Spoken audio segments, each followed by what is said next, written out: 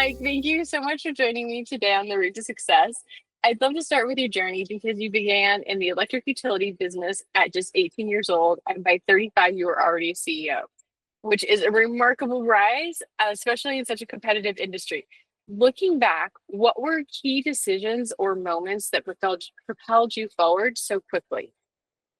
Um, it's kind of funny, especially when you look back in life and you think, what are the key things that my road went right and could have gone left? I only got in the electric utility business because in the small community I grew up in, my uncle worked for the municipality, and I had hoped to get on there as a summer intern, but because of some nepotism situations, it led me to a different path. And that path was to start at an electric cooperative in my hometown, small town, friends with the CEO at that cooperative, his son, the operations manager, his son grew up playing football, basketball, baseball. So they were looking for summer help, and that's really what got me started. Was I was that guy that was out there cutting the trees in a right of way, um, in the utility space. So that's just the way I started, kind of by happenstance. And Or 30 plus right, years later, I'm still in the business. or I would say right time, right place. But I liked how you said, you could have gone left, you could have gone right. I think for so many of us, if we look back at the beginning of our story and how we got where we are today, it feels like it was an opportunity or we just kind of fell into it. Somebody recognized something in us and we took it, Mhm. and here we are, right? 30 years later. Right, right. Okay. One thing that really stood out earlier in our conversation is your belief that when opportunity comes, it's too late to prepare. And I love that. I've given that a lot of thought. Mm. It's such a powerful mindset. Can you share an example of how that perspective shaped your career and leadership style? Um, and that's a well-known quote, and I believe it was John Wooden that had originally said it back in his UNLV days. And that's something that stood with me for many years. And I think back to, who you surround yourself with, the formal education that you get through degrees, certificates, things like that, but trying to having that hunger and that desire to learn. And that's not just formal degrees, that's by surrounding yourself or finding those that, even though they may not realize it, maybe they're your mentor. Because I automatically can look back at my career and think, and name those folks too. Those are the ones that I aspire to be like. And they may be in different seasons of life, different stages, different career paths, but it's something in them that I think, wow, that's just fascinating how they got there. What are the things that led them to where they're at?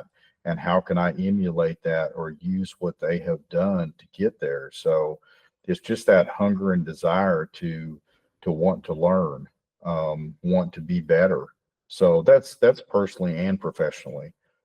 So on both sides, it's who you surround yourself with, and who you want to be like. So looking back, I can count up several people that have really helped put me in the position I'm in today. And at the time, they not may not have even realized how closely I was paying attention. So I think that really makes you think, us as sitting in leadership positions now, people are watching what we're doing. Mhm. So if we weren't cognizant of that, it may not be a formal mentorship program, but people are watching our every move, what we say. It's one thing to write it on a piece of paper or have it in a policy or an article or listen, but people are going to judge you by your actions more than what you say or write. So that's always something to be aware of. And I know that's something that I always look to, was trying to look to others to learn and gain from. I love all of what you said and agree with it so much. I do the same thing. I love to find somebody and study them and think, how did you get where you are? Or especially people who have overcome such hardships or huge Right. hardships, because then in my dark moments or when I want to feel sorry for myself, I can think about them and think, if they overcame all of that, I can overcome this. And it's just that Right. push sometimes that you need. And you're so right. You never know who's watching you or what people are gaining from you. Um, and it's funny, I had an interesting situation this summer. Years and years ago, I used to run a summer camp. And if you asked me what I remembered about myself from summer camp, is I would say I was hot, I was sweaty, and I was constantly running and probably constantly dirty because I was always fixing things. And it was kids from 4 years old to about 12 years old. And I was trying to keep like 350 kids safe and my workers, right?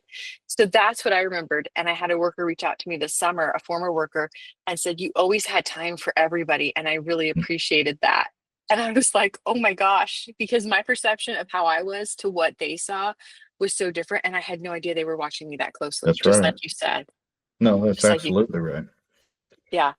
Um, this one I'm really interested in. It's a path I was on and then I got off of for a lot of reasons, but I want to hear about your path. You're not only leading as a CEO, but you're also pursuing your PhD, which I Mhm. was accepted and then I withdrew.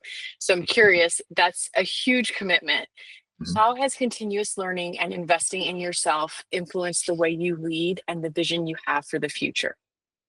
I think it's something for me, just having that desire to want to learn and gain. You've got to have enough, I don't know if the right word, but enough humility and enough self-awareness to understand I still have a lot to learn. We Yes. don't put someone in a seat and all of a sudden they know everything there is to know. I clearly understand that I've still got a lot to learn. I've learned amount, but I still feel like I'm to some extent just scratching the surface. Um, so that desire to learn, to go out and be uncomfortable. It is uncomfortable. The academic world is much different than what I do day to day. But to understand how this research literature comes into play and how it drives industry. So having the statistical analysis ability to understand what is driving and what is motivating some of these pieces of literature that get published. So that's really just part of it, is just a desire to understand what goes into it. Um, I don't know that I ever see myself working in the academic world, um, but there could be some potential to help bridge that gap between academia and industry, because there is a gap out there that sometimes there's a whole lot of time and research that's done on the literature, but bring it into practitioner world is sometimes difficult. And I get that because it does, for some reason, it's been this way for years. It resides in two different buckets, if you will. I agree with you so much, that difference between theory and, I always say practical, and that's probably the wrong word, right? But the hands-on portion of it, Mhm. you're right, it does exist in two different worlds. Do you think that's because, I'm trying to think how to word this in a PC way. A lot of people, especially in academia, frown on blue collar work, so to speak. Do you think that's like a perceived perception? Whereas I look at a plumber who comes to fix my bathroom and I'm blown away with how quickly they do something and have such respect for that. But do you think it's something we're Well, born with? it it's been my experience, and I'm getting my PhD at Clemson, but the professors that I've had have been great and clearly understand, and part of them come from the outside world, from academia. So they've been in the business world and then transitioned into that. Some have been in academia their entire career. They just kept going to school, and now they're doing research. But it's been my experience in that environment at Clemson that they see that symbiotic relationship between those of us that may have industry experience, and how does that truly fit into the theory of what they're studying. So I don't know that it's been my experience that anyone is looked down upon. And I think there's that desire from the folks at Clemson anyway to understand, okay, how is this driving industry? Is it making an impact? Because fact is, if this literature is in a journal, and nobody reads the journal but other academics, then really, I'm not sure it's that worthwhile. So it's how to get it in the hands of industry, and then that way an industry into the research too. So I don't know that it's been my experience at Clemson anyway. Having said that, there could very well be, and that may be a societal thing. There's going to be some that think, I've got a lot of degrees and I'm maybe think better of myself because of that. I'll sit in this seat, but I still consider our industry very blue collar.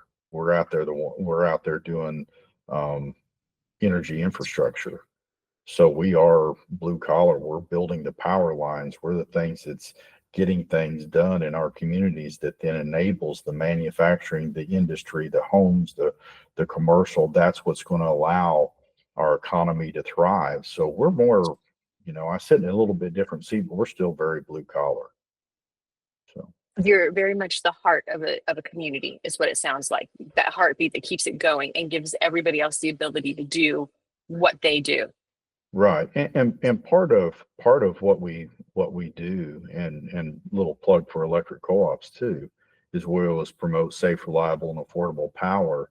But it is being part of the community, because and most co-ops around the country started about 85 years ago, predominantly in rural areas. Now the area we're at becomes a little bit more suburban, being in the Charleston area. But we still have that fundamental, we're here for our members. We're owned by our members. This year we'll give back close to $8 million to our members. So our purpose as a not-for-profit is not shareholder wealth. It's to ensure that we provide safe, reliable, affordable power. And it's critical that we're part of the community. And then any money that we get, we turn around and give back to our members. And I will say that has been my experience across the country with several co-ops. And I love working with electrical co-ops because they are so rooted in the community and they do give so much back. And Right. I will say some of the best articles I've ever read, this is kind of off, and it's going to sound funny to you, you're going to laugh, but some of the best articles I've ever read and where I've learned the most have been in electrical co-op magazines that they've put out. Yeah, that is good.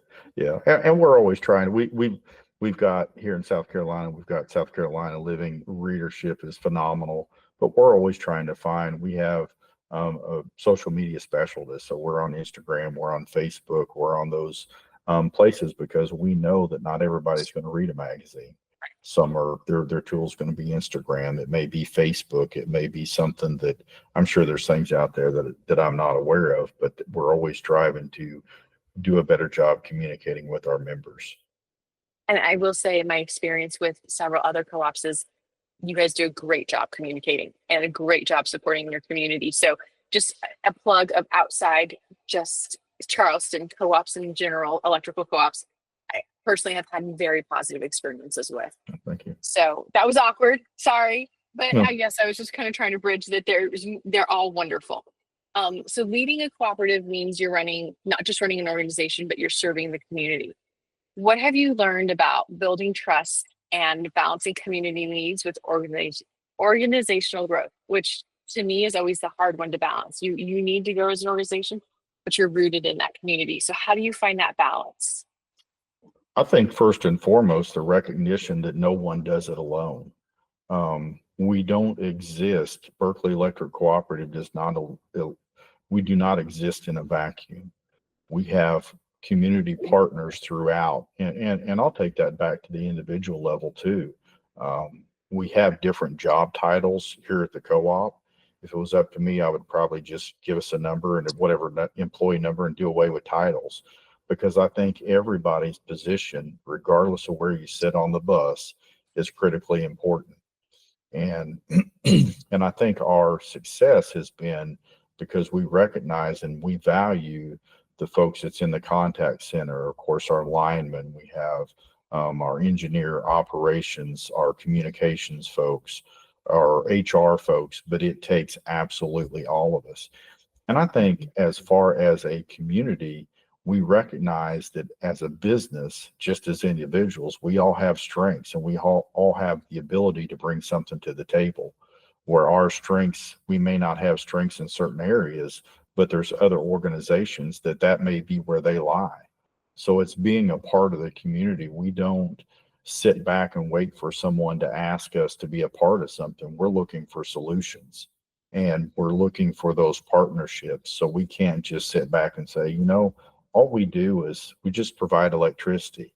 It's not just about providing electricity. Yes, that's what we do, but it's ingrained in the fabric of everything that we do that we're going to try to help those that we can that may not be able to help themselves. And we see that as one of our fundamental pillars of what we have stood for 85 years is that's that grassroots advocacy, but we're always willing to step up and help in areas where we can. I love what you say about how you recognize that different employees bring different strengths. Similarly, different organizations bring different strengths. And I think that you're representing the ideal model of how a nonprofit should work because you're like, this is our mission, this is our lane, this is what we do. We'll support everybody. And we recognize you do this well, you do this well, and how can we all support you? And you create that wheel, so to speak, of movement within that community versus so many nonprofits are silos. And this is all that we do. We won't branch out. And you're all about community and reaching out. And I think that speaks highly of your organization and your leadership. Right. And there's times that, if you're new to the community, but you've got to be engaged and it may be uncomfortable. You're going to have to meet new people. You're going to have to talk. You can't go to a meeting and sit back and let things happen around you.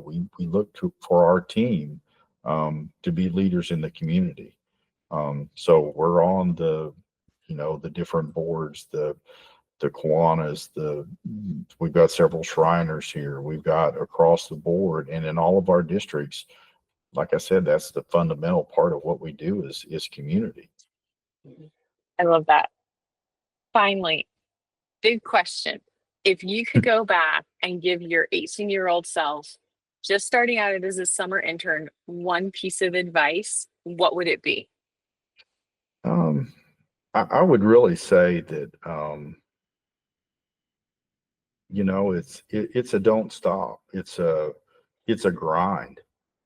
There's going to be disappointments and there's going to be setbacks, but don't stop. I think our past will be determined and we'll look back and maybe at the time we don't really understand it. But it's a grind and it's just fundamentally, just keep doing it. I mean, that's part of this PhD. It's frankly a lot harder and takes a lot more time than what I thought it would. But I would have still done it. But it is absolutely, and nothing comes for free. Anything worth achieving takes time and effort. If it's easy, there's a reason it's easy. So, and to the other thing, and you mentioned this earlier, set yourself up for success. Yes. Find something that you enjoy doing. For us, and I think across the board, it's that, and sometimes it gets overused, but it's that service mentality. But we are trying to do what we can to help our communities. And I think that's at the pulse or the heartbeat of what we do is we're doing this to help someone else. And that's pretty gratifying to know that we've played a part in that we know that we're out there getting school kids backpacks and we're part of Lunch Buddies and we're doing these things that's outside of just providing power, but it's that having that servant's heart that really makes a difference in what we do. It's the difference between an organization and a mission-driven organization. And you guys live out your mission every single day in everything that you do. And that is what creates that spark and that joy. Mm-hmm. And it helps you get through those really tough moments, or I'm sure you've experienced it where you're on that plateau where you just can't push through to the end, but you get to do something fun like lunch buddies, you said. And sometimes that Mhm. gives you that little push you need to just get over that last hurdle. Right, right. And never become complacent. From Right. time to time, we'll get an award, our ACSI score, which is a customer satisfaction index. We do pretty good on that. JD Power, but never become content. Never become satisfied with status quo. We're always looking. We're always growing, as an organization and as individuals. So in both respects, if you, and I think I learned this a long time ago, it's like being on an escalator. If you stand still, you're going down. Mhm. So you've got to keep momentum just to stay in the same spot. So if you're going to gain traction, you've got to move faster than what that escalator is. Wise words, wise words. And I think there's so much wisdom in this conversation in this podcast. I would encourage people to listen to this regularly with your wisdom. Mike, your staff is very lucky to have you. I will tell you, this has been a very inspiring Well, I'm blessed to conversation. work with a lot of great employees. I'm just one piece of the puzzle. There you go again. If we could only all have leaders like you. So, Mike, I want to thank you for your time today. I want to thank you for inspiring me and reminding me of what's so important to me and the audience out here. And thank you for what you do for your community. You're a true inspiration. And thank you to your staff too. You know, they're inspiring just listening to you talk about them. Oh yeah, yeah. I'm blessed to work with a diverse staff. We all come to the table with different views and ideas, and that's what we encourage. Is we've got to have a difference of opinion, and that's what we want. I don't want a whole group of people that think and act just like me. I want different opinions, and we've got to challenge one another and be willing to accept the fact that, hey, we're different, but we love working together. So I'm blessed to work with a great group of employees and a board of directors. Let me say that too. That's really the ones that set the trajectory and let us as employees do what we feel is important. But that's really driven by a great board of directors, and I'm blessed to have that too. Well, not many CEOs of nonprofits would say that. So I hope your board realizes how special they are and how amazing they are. So thank you for They sharing are. that shout out to them. Well, Mike, thank you so much for your time. Again, thank you for your wisdom. And if there's ever anything I can do to support you, please don't ever hesitate to reach out. All right. Well, thanks so much for having me. Thanks. Bye.